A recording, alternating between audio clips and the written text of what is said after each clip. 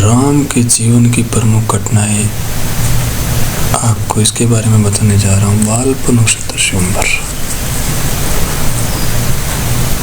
पुराणों में श्री राम के जन्म के समय के बारे में स्पष्ट प्रमाण मिलते हैं कि राम का जन्म वर्तमान उत्तर प्रदेश के अयोध्या जिले के अयोध्या नामक नगर में हुआ था। अयोध्या के जो भगवान श्री राम के पूर्वज राजधानी थे, श्री रामचंद्र के पूर्वज रघु थे। जैसे इस आप चित्र में आप देख सकते हो,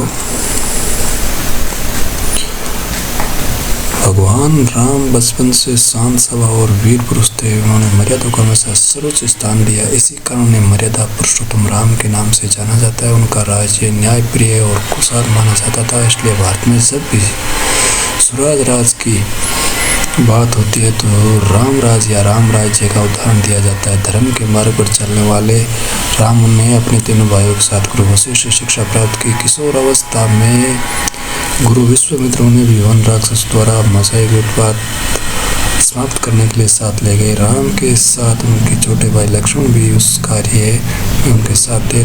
ताड़का नामक राक्षसी बक्सर बिहार में रहती थी। वहीं पर उसका वध हुआ। राम ने उस समय ताड़का नामक राक्षसी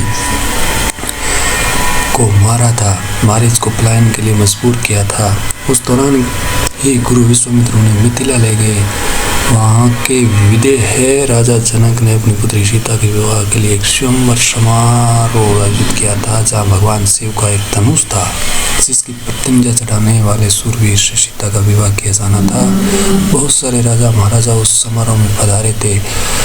जब बहुत से राजा प्रयत्न करने के बाद भी धनुष और प्रत्यंजा ना चढ़ा सके तो दूर उसे उठा तक नहीं सके, तब विश्वामित्र की आज्ञा पाकर राम ने धनुष उठाकर प्रत्यंजा चढ़ाने का प्रयत्न किया। उसी प्रत्यंजा चढ़ाने प्रयत्न में महान धनुष घोर ध्वनि करते हुए टूट गया। जैसे देख सकते हो आप इमेज में, महर्षि परशुराम ने जब इस घोर ध्वनि को सुना तो वो वहां आ गए और अपने गुरु शिव का धनुष टूटने पर रोष व्यक्त करने लगे। लक्ष्मण उग्र स्वभाव के थे। उनका विवाद परशुराम से हुआ। वाल्मीकि रामायण में ऐसा प्रसंग नहीं मिलता है, लेकिन तब राम ने बीच बचाव किया। उस प्रकार सीता का विवाह राम से हुआ और परशुराम से समस्त लोगों ने आशीर्वाद दिया। अयोध्या में राम सीता का शुक्र भोग होने लगे। जैसे आप देख सकते हो, लोग राम को बहुत चाहते थे। उनकी मृत्युल जन सेवा युक्त भावना और न्याय प्रियता के कारण उनकी विशेष लोकप्रियता थी। आज राजा दशरथ वानप्रस्थ की ओर अग्रसर हो रहे थे, अतः उन्होंने राज्य पर राम को सौंपने का सोचा।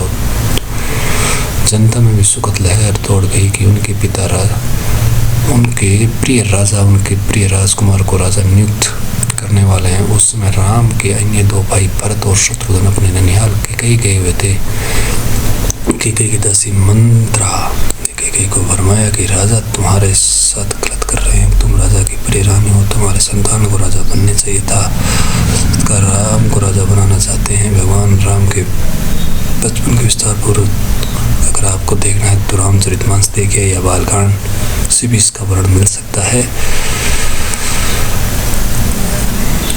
राजा दशरथ तीन रानियां थी, जैसे कौशल्या, सुमित्रा और कैकेयी। भगवान राम कौशल्या के पुत्र थे। सुमित्रा के दो लक्ष्मण और शत्रुघ्न और कैकेयी के पुत्र भरत थे। राज्य नियमों के राजा श्रेष्ठ लड़का ही राजा बनने का पात्र होता था, अतः राम को अयोध्या का राजा बनाना निश्चित था। लेकिन कैकेयी जिन्होंने 2 बार राक्षस की जान बचाई थी और दशरथ ने उन्हें ये वर दिया था कि वो वन के किसी भी पल उनसे 2 वर मांग सकते हैं। राम को राजा बनाते हुए उस भविष्य को देखते हुए कैकेयी चाहती थी उसका पुत्र भरत ही राजा बने, इसलिए अयोध्या का राज्य मांग लिया। वचनों में राजा दशरथ को मजबूरन ये स्वीकार करना पड़ा। राम ने अपने पिता की आज्ञा का पालन किया। राम की पत्नी सीता और उनके भाई लक्ष्मण भी वनवास गए थे। आगे हम पढ़ेंगे सीता का हरण, लेकिन वो अगले भाग में मैं आपको बताऊंगा।